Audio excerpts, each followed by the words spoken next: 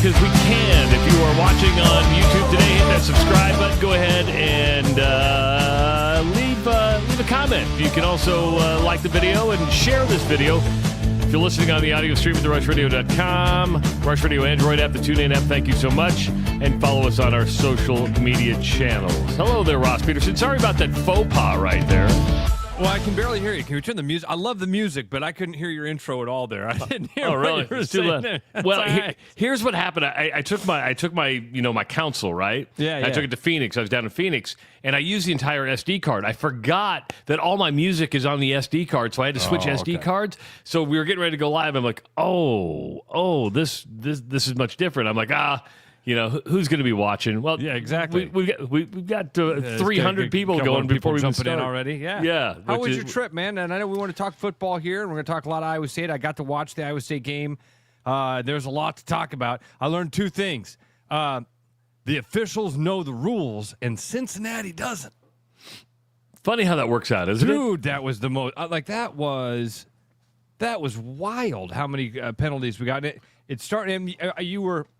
Let's start the show where you want to start, and then we'll get into Iowa State. Well, let's just go right into Iowa State because you mentioned the penalties. 13 penalties for Cincinnati, 128 yards. Iowa State uncharacteristically penalized. They'd been averaging 22 yards per penalties per game coming into this game. They were penalized 8 times for 60 yards. The truth is, Iowa State just fell behind early in the game, and Cincinnati was efficient. I was watching it on the plane coming back, and that was one of the worst. In the first half was one of the worst defensive performances I've ever seen out of Iowa State in recent memory, Ross. It was bad. Yeah, that's one of the – and then made those adjustments, and the defense played good enough in that second half. Travis, I honestly thought at the end of that first half, when Iowa State goes down and gets that touchdown, I'm thinking, holy cow, they cut it down to an 18-point game. I think it wasn't even a 16-point game that the 15th – it was a 16-point game at halftime, right? Or was it? It was 15 points, I think. Yeah, it was 15-31. Yeah, so it was that would be a 15-point game. 16-point game. Yeah, 16-point game. Sorry, my math. Listen, I didn't go to DMPS, but I act like it sometimes. So just leave me alone, okay? Yeah, cut me some slack. No, we're not going to go down that rabbit hole today. Not going to go down that rabbit hole. I'd love to. I'd ruin your day. But the reason you were thinking that is because you knew Iowa State was getting the ball back when they started the second half. And I thought that's the momentum they needed. That scoring at the end of the half there. And then you got a whole second half. If the defense can just do their part, and they did. Defense did exactly what they needed to do until that big. The touchdown that essentially ended it was the. What was the big one? But Iowa State had a chance, man. Iowa State even had the ball down 8. Did you get to see, Travis, the last play that they ran at the end of the game? The little lateral thing they were trying to do when they got out of bounds? What was that? I have no idea. I mean, he just went out of bounds, and I'm like, are you throwing up the white flag at that point? That was very. I mean, obviously you're running that play because this is it. This is the last thing we're doing, and we're going to try to get down the field and score a touchdown.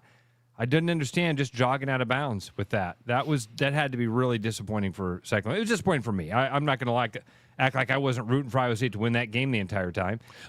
When again, end of that first half, Rocco's leading them down. I'm thinking they're going to win this game. You kind of had that gut feeling. You're like, this is going to be like one of those epic comebacks, but then it falls short.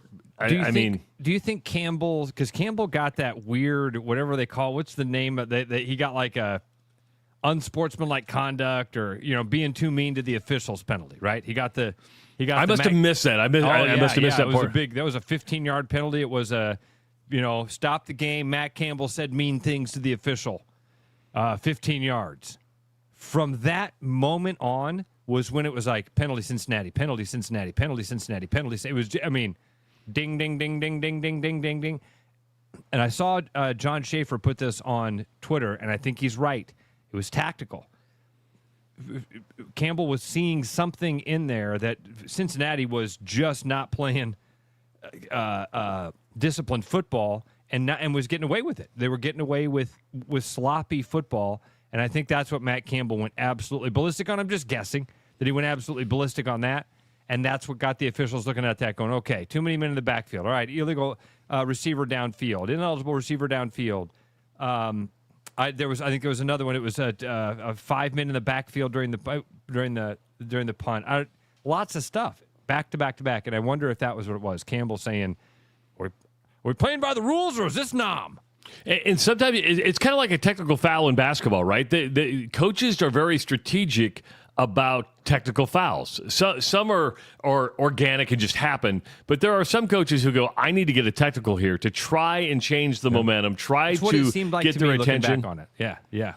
You know, it's a disappointing loss because that's the first loss for the Cyclones, and they were ranked 14th in the country. What do you think this what do you think this does to their playoff chances? What do you think it does to their big?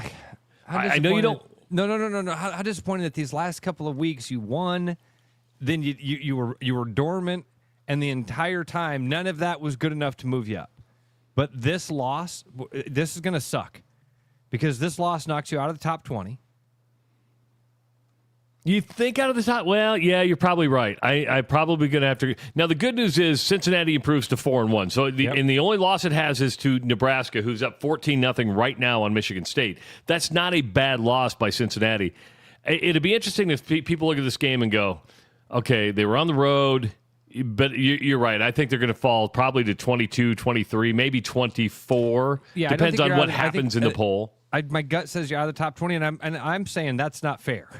It sucks that you've played this well so far. You've beat all the teams that were in front of you, and now the one time you stub your toe. By the way, when you've got 4 defensive backs or 3 of your cornerbacks are hurt, they couldn't play the second half with Hansen. It had to be a Busama the entire time carrying the water in the second half. Injuries on the road against a decent Cincinnati team. Yeah, I mentioned Sorsby earlier in the week on the Rush Radio Show, and I like that kid, man. I mean, he can make things happen. He's got a good arm. He's got good feet. And Rocco Beck showed how tough he was today. He took a man. I'm watching on the plane. I think everybody in the plane stood up and turned around and looked at me because I'm like, "Oh my God, he's dead!" I think I said that like because Owen's watching the Michigan game. We got 2 TVs going on a Southwest flight, and I literally like, "He's dead! He's dead!" And people are like, "What are you doing?" I'm like, He got leveled. Just you were absolutely screaming, leveled. "He's dead!" Well, in my mind, I was. I said I might have said it. Well, Owen knew I said, I'm like, "Oh my God, they killed him." You know, it was just like one of those things where you're like, it was such a vicious hit. It was a vicious in hit. Live. I don't you're think like, it warrants being on a plane. He died. He's dead. He's dead. First thing that came out of my mouth. He got rocked. He got back out there, and that dude dropped some freaking dimes after that, man. He threw 3 of, I think, I hate to overstate this. I thought he threw 3 of his best balls I've ever seen. The touchdown that's on the that's over the top that he drops into the bucket. He threw one behind a receiver, and I think he did it intentionally inside the 5-yard line. He was fantastic today. The touchdown throw was the one that's just amazing. Yeah, and he Cincinnati had some bad penalties at bad times. They picked him off right before halftime, I think that was. That actually led to a touchdown. They had the pass interference call. I mean, Cincinnati couldn't get out of its own way because of penalties, which benefited Iowa State. But, God, you go on the road. I was convinced they were going to win this game, and I'm disappointed they lost. In that first half, and that's what Matt Campbell's going to go back. I mean, you give up 31 points in the first half, and you got steamrolled in the first half. I mean, Ross, they were getting pushed around up front, offensively, defensively. Guys were getting run over, and you're like, what is this? And then in the second, I mean, that running back for Cincinnati was punishing, and he had a couple of like highlight runs. Goatman's talking about one of them right now. He trucked a kid from Iowa State, and then that happened to be on in that slew of penalties that Cincinnati couldn't get out of their way. So it ended up not being the significant play it could have been. But they were abusive. Travis, as far as defensively, again, tale of 2 halves defensively. Because the first half, you're absolutely right. They got pushed around from the minute the game got started. They marched down the field and scored. And I thought right away, well, this happens. We've seen this with Iowa. We see this with Iowa State, where a team comes out, they've got a few scripted plays, and that first drive looks like, looks slick, right? And there's no friction into the end zone. But watch, they're going to get it figured out. And they just couldn't in that first half, man. They could not get themselves back on it. I don't know if maybe were they seeing something. I would love to hear, and I maybe Campbell even talk about this, but I wonder if when they got to halftime, they were realizing, again, back to that sloppy play, because this game was insane. Do you have the stat sheet in front of you? I got the stat sheet. 18 penalties in this game. Is that so right? they were. So let me go back. Hold on, I'm on the individual ones right now. Let me go right back to the team stats. Team stats: 13 penalties, 128 yards. Iowa State, 8 penalties for 60 yards. 21 penalties in this game. I wonder if there's been seasons. I wonder. I mean, we've had Hawkeye games where the Hawkeyes were penalized a time or two. Yeah. Well, I would say Iowa State, for the most time coming into this game, you're talking 2 or 3 penalties a game, because they were only averaging 22 yards per a game per penalty yards. This was bad. This was it was just an ugly football game too, and I don't mean that because Iowa State lost. It didn't have much of a flow. Again, two things were true today. The officials know the rules. Cincinnati probably doesn't. And how many close targeting calls did they have?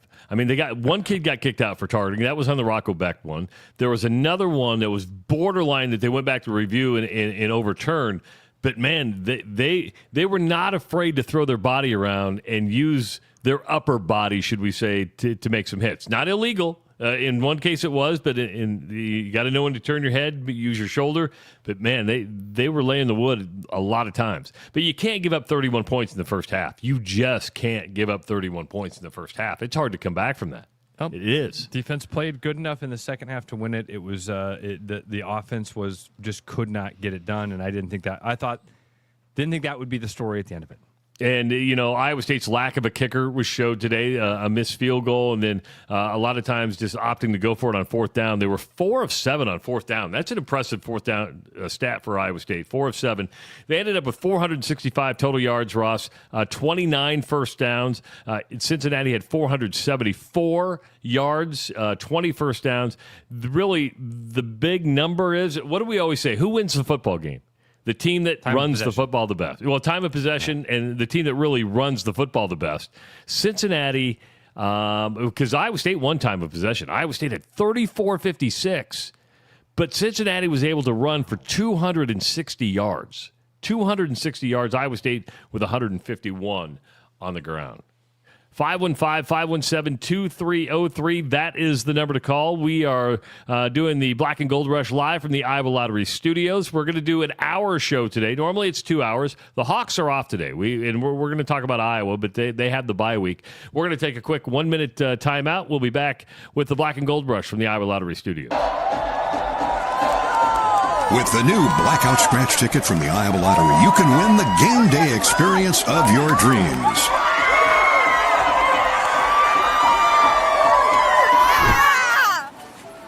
That'll be $5. Enter for a chance to win a VIP experience cheering on the Hawkeyes from the Ironman Suite at Kinnick Stadium.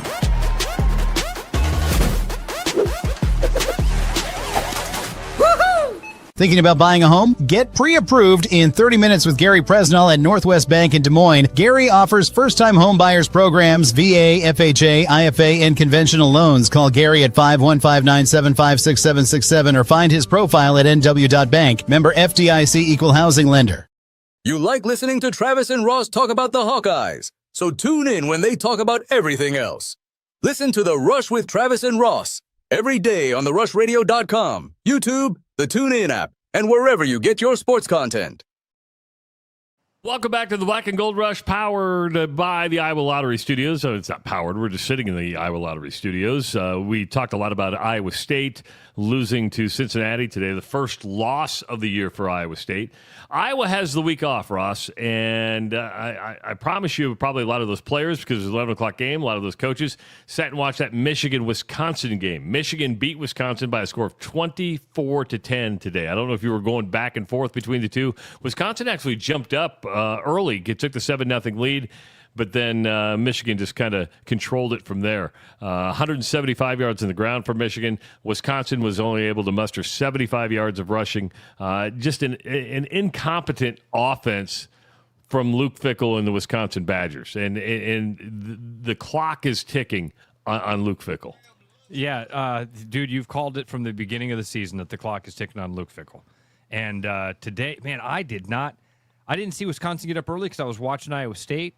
So I wasn't even aware of that, because from every time I turned it over, and it was almost like if that game would have been scored from my living room, it would have been 42-0 Michigan. I'm with you. That's what I thought. Every time I turned it over, Michigan was in open field with the ball. The guy was 6 yards down the line, downfield, and going. And so, yeah, I kept flipping back. I noticed that the score was pretty close. I also then noticed that that Michigan was pulling away. I wanted to go back and watch that game a little closer to kind of get a better feel for Wisconsin, because I haven't seen them play much this year. But Travis, they were not impressive. When I was watching them, it wasn't an impressive game. And then I have that perspective thing that happened, dude. The game that I'm watching Cincinnati, Iowa State. I'm watching Michigan, Wisconsin. And then I made a mistake. What was your mistake? I flipped on Vanderbilt, Alabama. Dude, it's a different game. And you're talking Vanderbilt. Vanderbilt's not bad. No, they're ranked. Yeah. It maybe I'm falling for that SEC thing, but man, you turn it on, it looks faster. Like, oh yeah, that's. Did I hit the speed button on my thing? How did I do that? Well, let's go back to Wisconsin, because I'm sitting on the plane, and Owen's got the Wisconsin-Michigan game up, and I've got the Iowa State-Cincinnati game on, so we're kind of going back and forth. But it was right when it kicked off, and I wouldn't say Owen's a huge sports fan, but he's aware, and he wanted to watch the game, and I thought that was pretty cool. But he goes, should this be a good game? I said, no, I think Michigan's going to roll. This is right around kickoff. He goes, what happened to Wisconsin? He goes, Wisconsin's one of those teams, right? And I go, not anymore. What happened? What happened? I know the answer. One word. I've said it to you over and over. What changed? Coach. People. Yeah. The people are what matter. It's not the logo. We believe it helps. It all helps. The people are what matter. Luke Fickell's not the right people. You can see it. Now, it doesn't mean that he won't turn into. I mean, honestly, I think that you're probably right, Travis. This ends in him getting fired and then moving on. What happens if they beat Iowa next week? What happens if they start moving things in the right direction? Could Luke Fickell do the Jim Harbaugh thing? Because there was a while I looked at Jim Harbaugh and went, this ain't it. I think it would be really hard to turn it around at Wisconsin. Wisconsin has resources. It doesn't have Michigan resources. Jim Harbaugh was a Michigan guy. He was getting talent. He made the decision, it seemed at least outwardly, not to make everything about him. The goofiness ended. He took the pay cut. He focused in on what his job was, and that was to coach football. He didn't have a problem getting talent. He had a problem beating Ohio State. That was his big problem. And once they got over that mental hurdle of beating Ohio State. Totally agree. My point is, he was the wrong guy until he did that change and he became the right guy. Luke Fickell might be able to do that. I don't see that. Right now, I see a guy that feels awkward, doesn't feel comfortable, doesn't look comfortable sometimes in his own skin, and obviously he's a confident dude. We know this. They don't hand these jobs out to guys, man. Luke Fickell's an impressive guy, but it's weighing him down right now. It's too much for him. And I think that he will be gone, but he could turn it around. Owen wants to know what changed. Wisconsin's not that team anymore? No, they're not that team anymore. Why are they not that team anymore? The people. And people all over the place, right? I mean, the footprint of Barry Alvarez is like gone. I mean, you bring in, Barry always kind of had, and people got mad about it, but he always kind of had a thumbprint on the style of football and the guys that he brought in. And was it as dominant when Barry was there? No. But Brett Bielema did a pretty good job. The guys that followed did a good job. But then you totally go outside the family. And not saying you have to stay within the family, but you get a new athletic director who says, "Hey, I want to make my mark. I'm going to bring in and I've seen this script before. I saw it in Nebraska. I'm going to bring in an innovative coach. Innovative coach who's going to change it up. And I saw this at Nebraska when Bill Callahan was hired by Steve Peterson. We're going to get away from what was then the beginning of the offenses we've seen today to go to that West Coast offense. Well, you didn't have the right people in place, and the rules were much different then. You couldn't rebuild a team with a transfer portal back then. And it was like you wanted a shiny new toy. You wanted to do something different. You wanted to make your mark as an athletic director, but you got away from what worked. And there is a level of expectation, and I would say this. With Jim Harbaugh, you brought up Jim Harbaugh. When Jim Harbaugh got the Michigan job, much like Scott Frost, it seemed like the right fit, right? It seemed like the good job. From day one, I never thought Luke Fickell was a good fit at Wisconsin. That was one of those, really? Luke Fickell? I know he's a defensive coordinator in the Big Ten before he went to Cincinnati. I know he's at Ohio State, but it was just a really weird fit. The big question is, fans are getting restless. Last week when they lost at home to Maryland, they were chanting, "Fire Fickell." He gets the dreaded vote of confidence, as we've talked about before, from the athletic director. And then you go to lose to Michigan. You've got the Heartland Trophy on the line on next Saturday in Madison.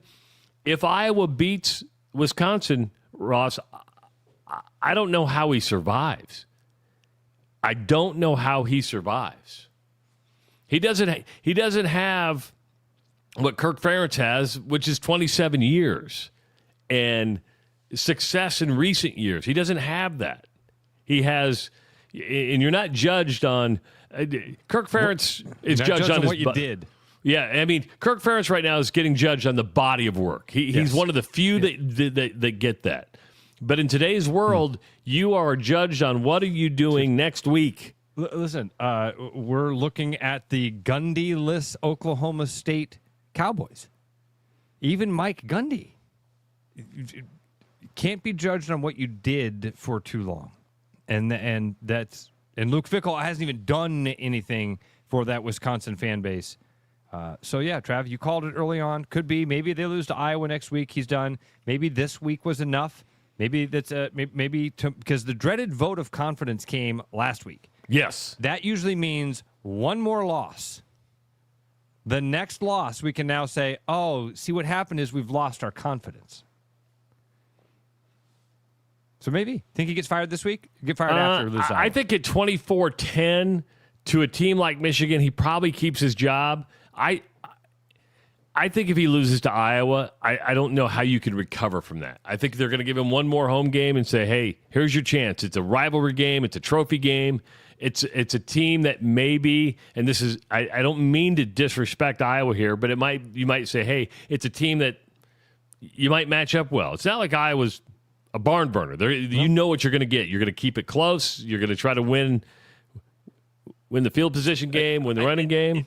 Now, Trav, I did watch the game thinking to myself, "Oh, this team is a team that Iowa beats." They were losing the line of scrimmage. The running game was working for Michigan. Again, I didn't watch every play of the game. When I flipped over, it seemed like it was a 42-0 matchup. Michigan was winning every battle that I saw. And again, not a huge sample size, but I watched it and went, "Oh, Hawkeyes can play with that team." Okay.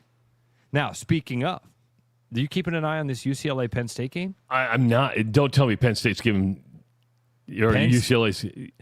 Dude, what do you think is happening in this? Why do you think I'm bringing it up? Well, because conventional wisdom would tell you that Penn State against a UCLA team that I believe is winless at this point. 0-4. Penn State should be up like, I would guess, 42-2. You're close. You're close. It's 24-7. Who's winning? UCLA. Shut up. UCLA is up 17 on Penn State with 2 minutes to play in the first half. What do you want to bet Penn State wins this game? I know. This is kind of how I was feeling for Iowa State at the end of the first half as they were marching down the field. I'm watching this thinking, hey, man, if Penn State scores here and they make it a 10-point game going into halftime, they're going to win this football game. There's still a lot of football left, and Penn State's a really good football team. I don't think they are a top 10 football team. They're ranked 7th. But I don't think that they have the resume to deserve to be there. Well, you remember Brent Bloom earlier in the week, and I think you responded to that tweet from him. He's like, "What has Penn State done to warrant, after getting beat at home by Oregon, to be still ranked in the top 10?" And the answer is they were ranked in the preseason top 10. That's the what did they do to deserve that? Nothing. There's nothing you can do to deserve a preseason ranking. Look at Indiana. They don't just go, well, last year you were really good, so they look at it and go, okay, we're gonna guess. We're gonna look prognosticate. to the stars. We're gonna look to the stars, and we're gonna say Penn State's number 5. Well, what happens when they start the season with a loss and they can't get an impressive win? Well, now they're 7th. And if you lose to UCLA, if they lose to UCLA, they should drop out of the top 25. They should drop below Iowa State. Absolutely. 100%. Now, the irony of this, because you bring up people, and you brought up people earlier, UCLA, of course, fired its head coach. This last week, they fired their offensive coordinator. And because you might have had... You said it. Remember you said, I don't like playing a team that's coming off a coaching change. Well, you don't know what you're preparing for. Sometimes the team is all riled up and they're playing with a bunch of adrenaline. But most importantly, I think you don't know what you're preparing for. But this is Penn State versus a winless UCLA. You nailed it. If I just said, hey, man, I'm watching this game, your first instinct would be, why? Well, I'm watching the Nebraska-Michigan State game. How's that going? It's 14-7 Nebraska. Nebraska scored on its first possession and then blocked a punt and returned that for a touchdown. But Michigan State just went down and scored. So, I mean, that to me, that's a more interesting game to me than UCLA and Penn State. Well, but what I want to talk about the offensive coordinator is, and this might have got Deshaun Foster in trouble. Remember, Eric Bieniemy was his offensive coordinator last year. They fired him, brings in a new offensive coordinator, brings in Nico Imalavala. Sometimes offensive coordinators are so headstrong that they don't play to the strengths of their talent. You might have had this coach who took over say, we got to let Nico be Nico. I mean, Imalavala, say what you want. He's a pretty darn good quarterback, right? I mean, and I will tell you, give it up a little bit on the defense too in this game. They just had a 4th down stop. Penn State will not score before the end of the half. 4th and 2, they put a blitz on. They get to McSorley, whoever the Penn State quarterback is. Wow. Now, are you quietly rooting for UCLA? Not quietly. Openly. Quietly. You are a Bruin. Today we're all Bruins. Say what you want, and people are going to think I'm absolutely crazy for this is going to come out of my mouth. And that is this. If they lose to UCLA, James Franklin is definitely on the hot seat. Ooh. Yeah. Definitely on the hot seat. Oh, that gets juicy. Oh, Trav. Yeah, he is. I didn't think, honestly, I didn't think of that because they're a top 10 team. Again, I'm still in that thing of like, Yeah, because at Penn State, you are there to win titles. You are there to win Big Ten titles. You're there to get to the college football playoff. You're there to compete for the college football title. Look at his record against top 10 teams. It's brutal. It's absolutely brutal. We've seen Michigan coaches, we've seen Ohio State coaches get fired because you'd win 9 games, but you wouldn't beat Michigan or you wouldn't beat Ohio State. You'd get fired because you could not win that game. If you can't get over the hump, Penn State may just go, hey, you've done a really good job, but at the end of the day, you're not winning when you need to be winning. It's the Jim Harbaugh conversation. Yes. You might be good enough. Good enough ain't good enough here. We need great. Every year we need great. And if you're not great, we got to move on. And losing to UCLA, that ain't great. No. 3-2. Who was their first loss to? I remember they lost. Who's that? Penn State? Penn State lost to, was it? They lost they lost a good game. They're 3-2 now? Well, if they lose to UCLA, I'm saying. No, they lost to Oregon last week. That's what it was, Oregon. Okay. Yeah, okay. They lost to Oregon. Now, that's not a bad loss. No, not at all. No, I remember they lost to a really good team. That's all I remember. 3-1 with a But you had a night game. You had the whiteout. You had the buildup. This is going to be the time James Franklin finally beat a top 10 team, and he wasn't able to do it. And then how do you rebound? Well, you play like crap against UCLA, and you're down at halftime. And you lose that one, the faithful are going to go, huh? He's taken us. He's built something good here, but he's taken it as far as he can go. And unfortunately, we're all victims of that personally in our life. We would all like to be a superstar. We do peak in our own jobs. Sometimes you just go, hey, you've taken it so far, I can't take you any farther. Remember the that thing you do? The first guy who found the oneaters? The oneaters? He's like, I can't take anymore. It's the Onetters. The Onetters? Remember when the one time they're sick of correcting people? Yeah. It's the Wonders. The one guy goes, it's the Oneaters. And he goes, it's actually the Onetters. But the guy who discovered him said, I can't take you any farther. I only have so, and he handed off to Playtone Records, and that's when they became superstars. Sometimes you just reach a certain point you can't do anymore. 515-517-2303. Go ahead. Real quick before, because I assume you're wanting to take a break here at Just the top of the hour. yeah. Cool. Just field goals good, 27-7. Jesus. UCLA, Nico leads them into field goal range, 54, 52-yard field goal, and James Franklin goes to halftime down 20 to UCLA. I haven't watched a minute of this game, but what I'm assuming here is you had a guy who went to the acting head coach, said, you got to let Nico be Nico, and we're not playing into Nico's strengths. If Nico needs to call the plays, let Nico call the plays, but you brought him in for a reason. Let it all fall on him. I have the CBS Sports up in front of me, and I'm just kind of watching them. Matt. I almost said Matt Campbell. The James Franklin interview as he's coming off the field. Probably doesn't look happy. We'll see. We'll take a 1-minute timeout. We got a phone call coming in. We're here for another half hour on a special bye-week edition for the Hawkeyes of the Black and Gold Rush live from the Iowa Lottery Studios. She's on the 17, the 45, the 29, and she scores big cash prizes from the Iowa Lottery by matching her numbers to the winning numbers on the new Iowa Blackout Scratch Ticket. Now she's entering for a chance to win an Ironman Suite experience at Kinnick Stadium, plus other fun VIP prizes. That's the best touchdown dance I've ever seen. Make the biggest play of the season today. Enter and see rules at ialottery.com/VIP.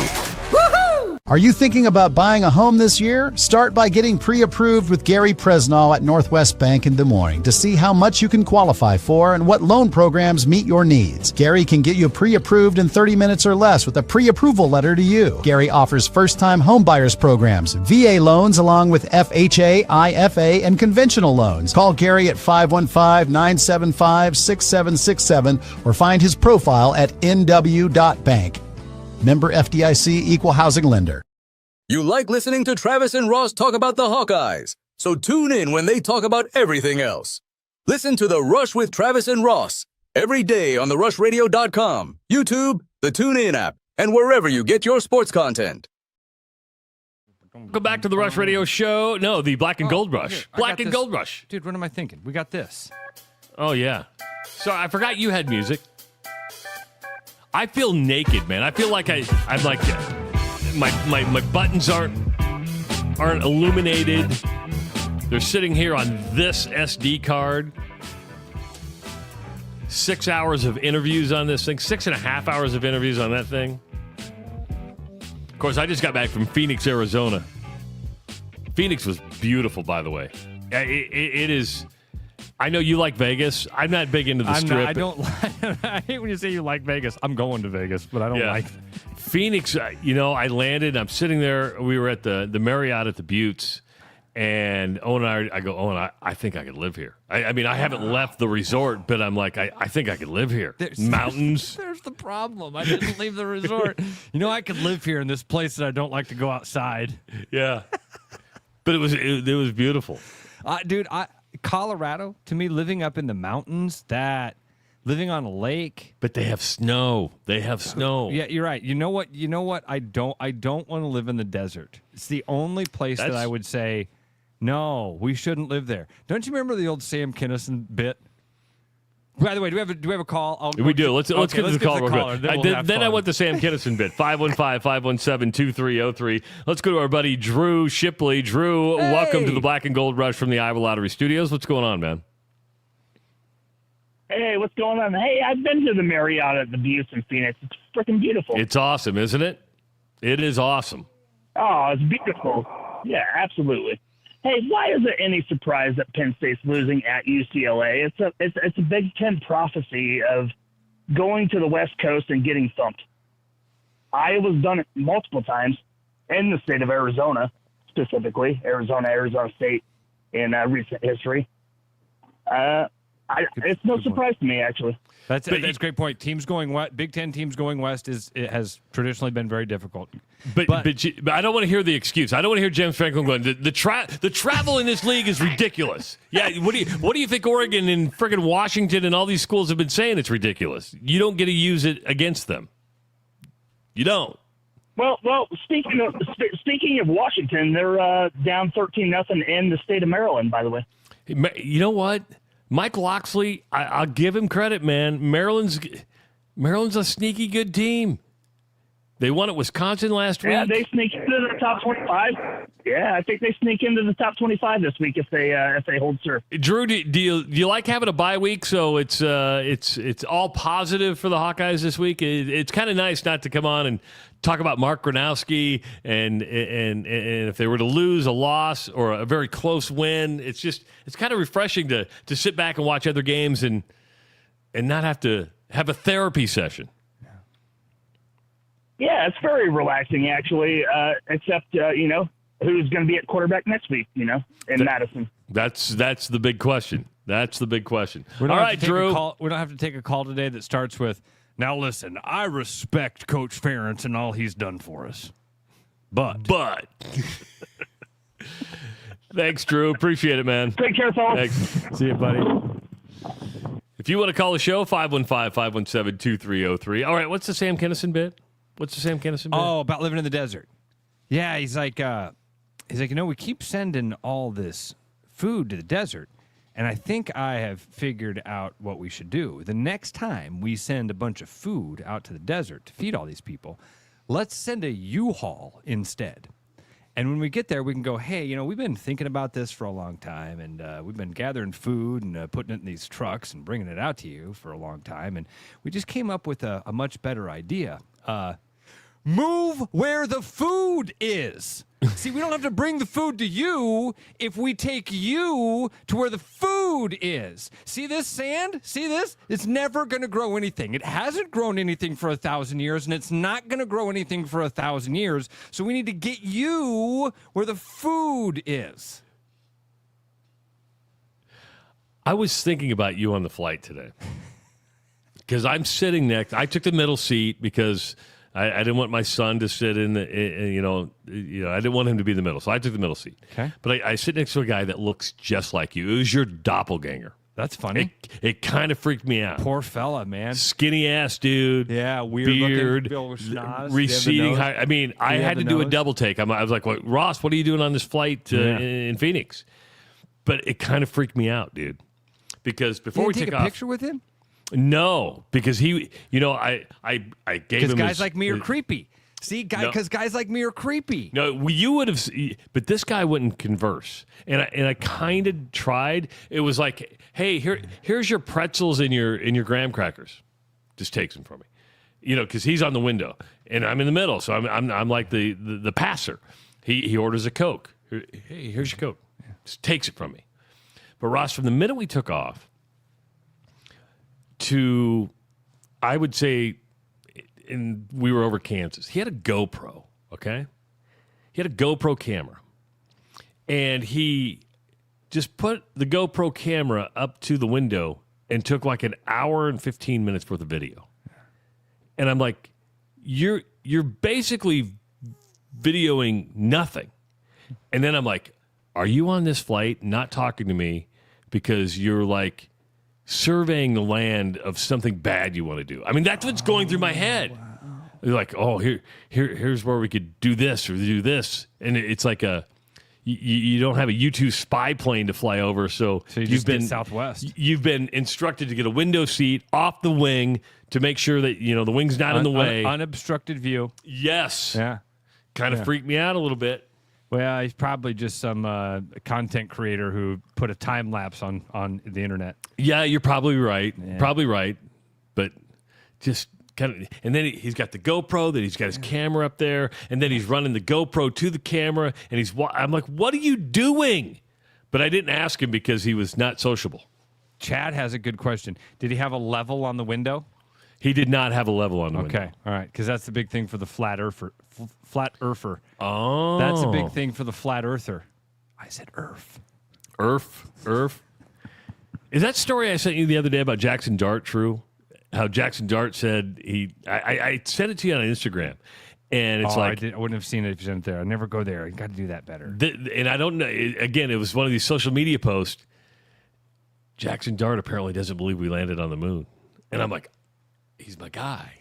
He's my guy. Yeah, he's my guy. Question everything, Jackson. Good for you, man. Good for you. That's awesome. You brought up the quarterback situation, and do you think we see Mark Gronowski next Saturday in Madison? It was a cloudy situation from Tim Lester on Tuesday. It's never good. We got a week. We do have a week. I'm going to stay optimistic and say yes, but let's have the conversation about both answers. All right? Okay. Let's have the conversation about, yes, Mark Gronowski comes back. Probably, even if that happens, I think safe to assume wouldn't be 100%. So probably shouldn't rely on him too much to be, on those short yardage Gronowski plowskis, right? Yeah. I don't know enough about Hank Brown. Hank Brown? I know he transferred from Auburn. I know that too, but when I mean it. I'm saying all I know about him is that he transferred from Auburn. Right. And I say it more, and I know you feel this way too, Travis. This is why we don't care about recruiting. This is why we don't care about transfers. We care about what you do within the Hawkeye system. All of the other stuff is noise. All of the other stuff is hype and hope. What do you do when you put on the Tiger Hawk and you get out there on Saturday, and as Tyler Kluver would say, that electricity from Kinnick Stadium starts to course through your veins? Because the first time you do it, a national champion quarterback might look like he's never thrown a football before. We saw that. So I don't know.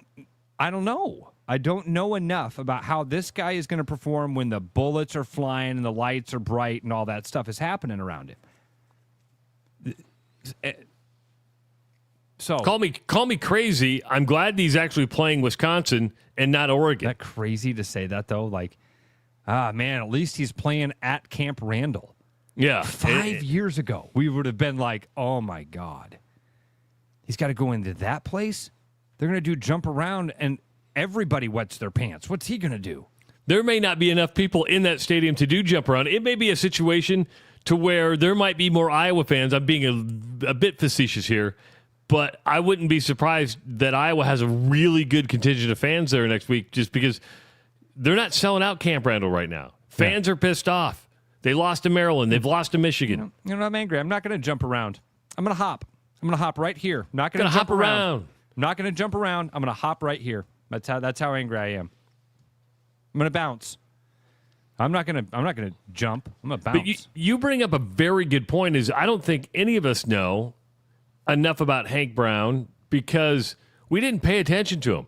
And there could be others out there who say, well, he's going to bring this. But even they don't know. And I'm talking about Chad Leisterco. I'm talking about because there just hasn't been enough information. He was never the number one guy. And don't trust the coaches that say, "Oh No. my gosh, oh you guys aren't going to believe this," because we got that a lot. You'd get that a lot when coaches would go, "You guys aren't even going to believe how good Deuce Hogan is in practice." Well, And we'd because, go, oh, the third string kid's going to be amazing. And then by the fifth game, it's and that's the hard part about reporting on teams, because we've talked a lot about journalism this last week and being spoon-fed information that you just take. You basically you can't report on somebody's performance until you actually see them perform, right? I mean, you have to trust what you're being told from coaches and others who are in the know, but until you see somebody take a snap, until you see somebody handle a pressure situation, you see them go on the road, how do they handle a 3rd and 15? How are they able to get you out of the jam? You don't know. I mean, and by the way, maybe next week Hank Brown's the starting quarterback. There's a 4th and 1 inside the 35-yard line, and we go for it, and he gets it. Right? And then you go, oh, wait, we can do the Gronowski-Plowski. It's just the Brownski. Well, I think Mark Gronowski is a good Brownski example of first that. down ski. That's what it is. I think Mark Gronowski is a good example of what we're talking about. We were spoon-fed that this guy's incredible. And when he didn't live up to that in game 1 and really game 2, you're like, we were duped. Yeah. We fell for it. And it wasn't any fault of Mark Gronowski. He didn't control the narrative. All he did was win at South Dakota State, and everybody goes, oh, my God, he's won national championships. He's won all these games. Yeah, that's the FCS. It's not the Big Ten. You're not comparing apples to apples. 515-517-2303. We'll take another 1-minute break. It is the Rush Radio Show powered by or live from the Iowa Lottery Studio. With the new Blackout Scratch ticket from the Iowa Lottery, you can win the game day experience of your dreams.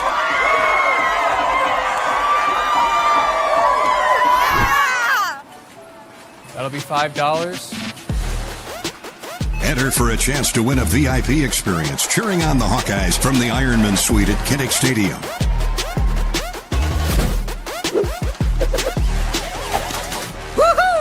Thinking about buying a home? Get pre-approved in 30 minutes with Gary Presnell at Northwest Bank in Des Moines. Gary offers first-time home buyers programs, VA, FHA, IFA, and conventional loans. Call Gary at 515-975-6767 or find his profile at nw.bank. Member FDIC Equal Housing Lender. You like listening to Travis and Ross talk about the Hawkeyes, so tune in when they talk about everything else. Listen to The Rush with Travis and Ross every day on therushradio.com, YouTube, the TuneIn app, and wherever you get your sports content. Is the Black and Gold Rush live from the Iowa Lottery Studios? Yeah, there it is. Ross bringing the music. He's DJ Ross today. DJ Ross today. Of course, no Iowa game today. They are off.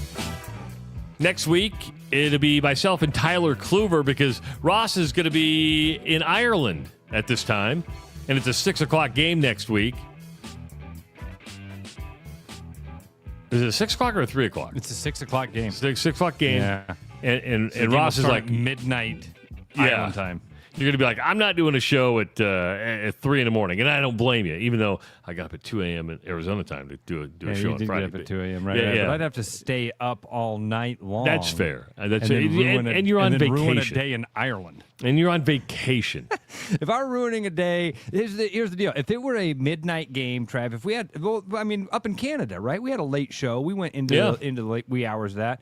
If I knew that the next day I was getting on a boat or something like that, I absolutely would do it. I hope you know that.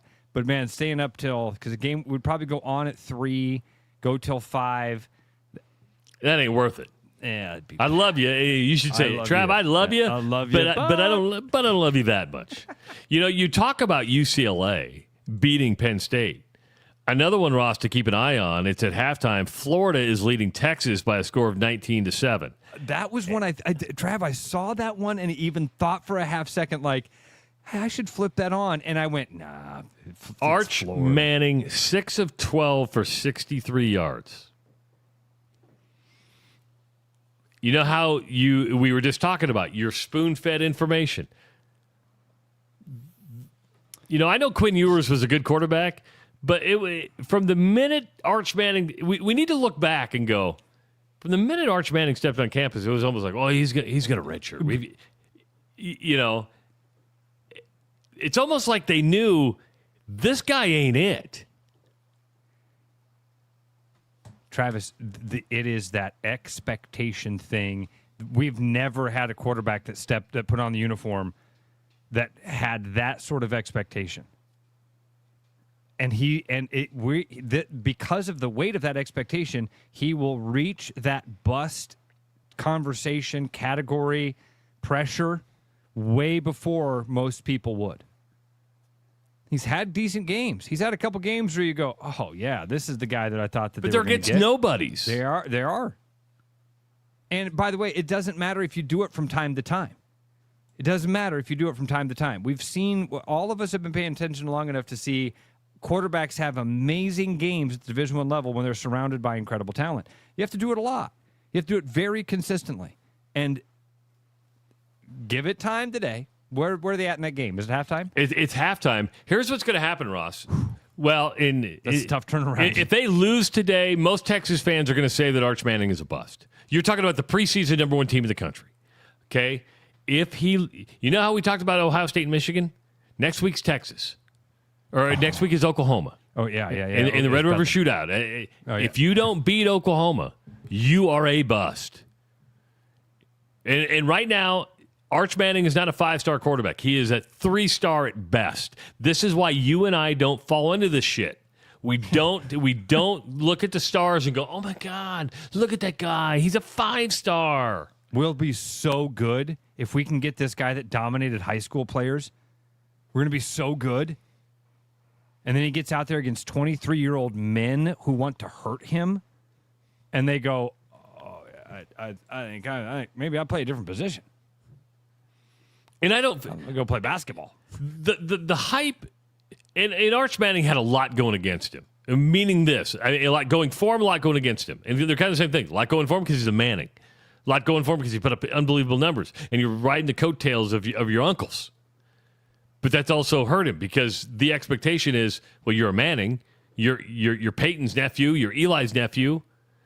You're just automatically going to fall into the in those footsteps. And I think he handled everything fine. The expectation, he probably put that out there a little bit himself, but I think more people writing about it, like, look at the numbers he's putting up. I like this theory here, okay? AKA Goat Man, which obviously means he's also known as, okay? Goat Man. Instead of Cleveland sucking for Arch, instead of tanking for Arch is tanking so he doesn't have to go to Cleveland. You like that? I mean, he's like, if I play bad enough now. I mean, another indication, remember his grandfather said, he's probably not going to go to the NFL draft at the beginning. His grandfather might even know he's not that good of a quarterback. Where'd it come from? Is it just the name and he's in Texas? It's 100% because that year you're talking about the guy everybody wanted him. He's a Manning. He's putting up unbelievable numbers in high school. How can he not be of the same pedigree of Peyton Manning and Eli Manning? It's a sure thing. Yankees just had a line drive down the line that got snagged in an amazing catch by the Blue Jays. Did the Cubs win today or they lose? Dude, I don't know. Or are they losing? I didn't know that. Yeah. They were like the first game today. I've been in football mode. They did lose. Brewers did win today. I did. Pat Murphy, the manager for the Brewers, is a cool dude. I've met Pat Murphy several times, and he has one of the best Ross, you would love Pat Murphy. He has a sense of humor. He was the coach at Arizona State. He brought the Sun Devils several times to the College World Series. Then he got like a 20-year show cause because he cheated really bad.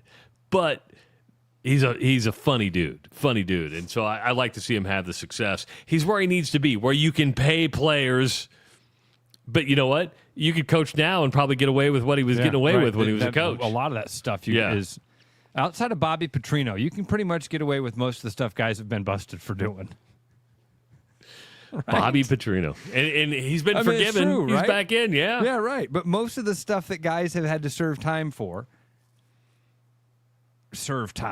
these show causes, has been recruiting violations that we now look at and go, yeah, those are pretty stupid rules. We act like it's a jail sentence. Well, did you serve your time? Right. No. We started the show talking about Iowa State, a disappointing loss for the Cyclones, and I'd hate to be on that plane on the way back home because you're going to look at it and go, boy, first half, man, give up 31 points. You do everything you need to do. You only give up a touchdown in the second half. You give up one touchdown in the second half, and you still crawl your way back into it, and you're still able to go, our quarterback is tough as nails. Rocco Beck, do you worry about Rocco Beck? I mean, hear me out. Okay. I mean, from concussion, head in, I mean, that's what I'm talking about. The dude, the last couple weeks have taken a beating. Yeah, but I thought I'm being the selfish fan that's looking at, is this going to impact the way he performs for the Cyclones? And I say no. He's so tough that he's going to be back out there. I mean, hell, he got knocked around. He got lit up today, and minutes later, he's back out there dropping dimes, man, threw some of the best balls I've ever seen him throw. So that's that selfish think now fan in me says, no, man, Rocco's going to be fine. If your question is like, do hits like that worry you? Yeah. That's what it is. Yeah, big time, man. Big time. And they should worry all of us. There were a couple of them like that today in that game. Dude, on the one targeting call that got called that they reviewed and decided it wasn't the targeting, when I saw that, when the hit happens, it looked like Iowa State's tight end it looked like he went unconscious. He went limp in the upper body. He kind of did he got hit and everything kind of collapsed, and luckily he fell right on top of the ball and he got up and he did it. But that's happened sometimes where you get knocked out, you hit the ground, it wakes you up. You're like, whoa. And I don't know that happened. But I thought that was targeting. I'm watching it, I'm like, oh yeah, that's the definition of targeting. I know he got his shoulder in there, and that one's okay. And he did get his shoulder in there.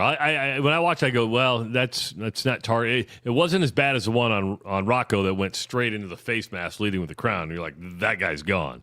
The other one after this, when I first saw it, I'm like, that's targeting. Then you see the slow mo, like, no, he turned it down. Yeah. So Iowa State is back on the road next week. They're going to be at Colorado. And then they've got BYU, Arizona State, TCU, Kansas, and Oklahoma State. It's not an easy road. It's not an easy road, but that's manageable. It's manageable. I don't, there's so many games in the Hawkeye schedule with Penn State losing right now. Maybe this changes that one, but there's so many games in that Hawkeye schedule that I go, it's going to be hard to win that football game. That's a real uphill battle. And I hear every one of those, and I go, Iowa State's in that. Iowa State's in that. Iowa State wins that. Iowa State wins that. Iowa State's in that. They're beating Colorado. The one you got to follow is Cincinnati's remaining schedule because we're talking tiebreakers now, right? And they have at home against UCF next week. Then they go to Oklahoma State. Then they're at home against Baylor. Then they go to Utah. Then they have Arizona at home, BYU at home, and then end at TCU. That's manageable too. Yeah, right. That's the thing of the Big 12, man. It's all teams in that same sort of vein. I mean, even how good is Texas Tech?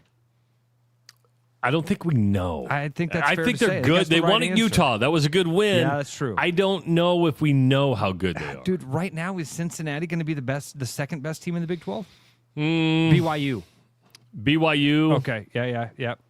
I mean, well, how about Arizona? So you got BYU at 2-0 in the conference, 5-0 overall. Arizona State's 2-0, 4-1. Cincinnati's 2-0, 4-1. Houston's still unbeaten. Texas Tech is still unbeaten.